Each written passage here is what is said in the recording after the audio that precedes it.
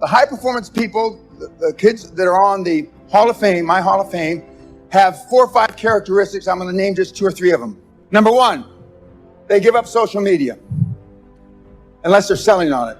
Number 2, they work at a standing desk. Everybody understand a standing desk? Standing desk.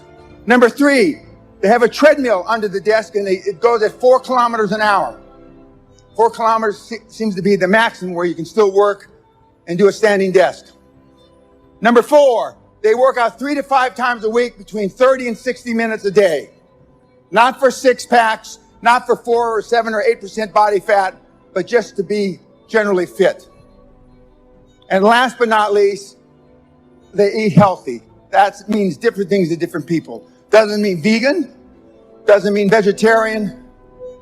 Some just eat meat. But 90% of all my high performance kids do all those things I just mentioned. And the last thing, or the 6th thing, is they make all their employees, their family, their wife, their kids, their parents, accountable. Mom, is this an important call? I'll talk to you over the weekend. Thanks, Mom. Click. Dad, are you in the hospital with a heart attack? It's not? Okay, I'll call you over the weekend. Click. Our children have to call with one of my 4 assistants to make an appointment with me to get me on the phone. Guys like us, we live in the moment. I can't fix what you did wrong before you got here.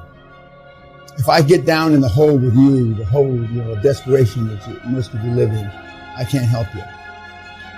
I can only, from the time you got here forward, I can change some of your belief systems.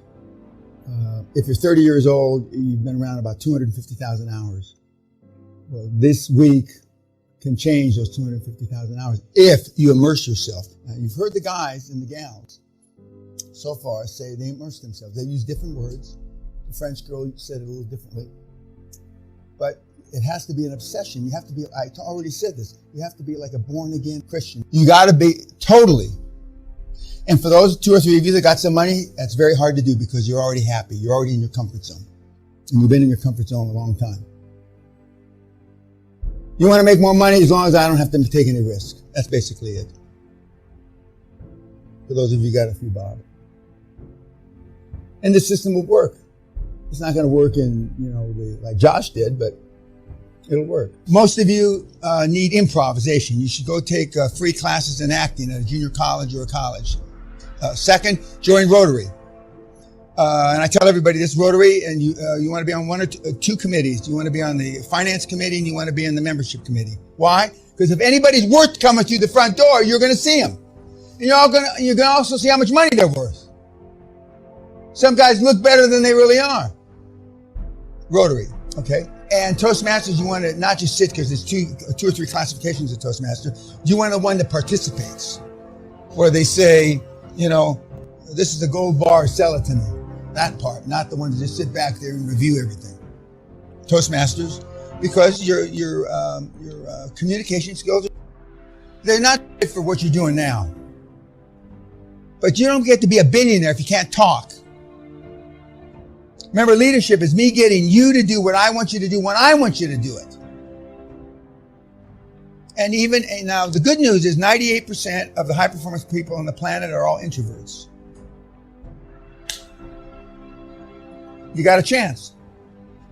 Only 2% of us are extroverts. And only 10% of that 2% are alpha males, like me. If your communication skills get 5% as good as mine, it's an instant billionaire. 5% as good as mine, it's instant billionaire. Just like 5%, you're an instant billionaire. Right now, there's nobody that has a 0.5% as good as my communication skills. Napoleon Hill, he didn't say, just do it. He said, action is the real measure of intelligence. So what's the corollary to that? Corollary is a big word, I understand. What's the opposite of that? inaction is for meatheads.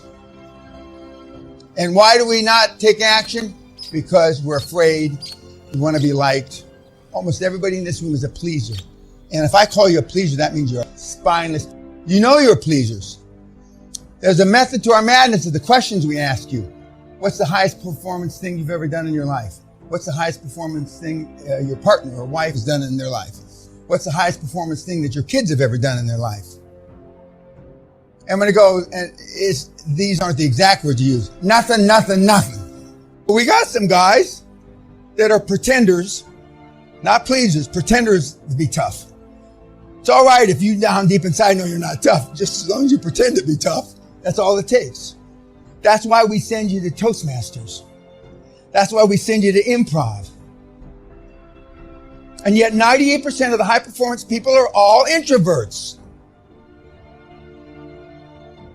But I mean, Warren and Bill and these guys are ruthless is not a word. Whatever transcends ruthless is the word to describe him. And Steve, God rest his soul, was unbelievable. He said, a bunch of them said, Dan, you could have been a trillionaire. Forget the IT. You could have been a trillionaire. But you're too easy on people. If I'm too easy, what are you? I could eat this whole room alive. If I'm easy, if I'm soft, what are you? And that's what they say privately, off camera.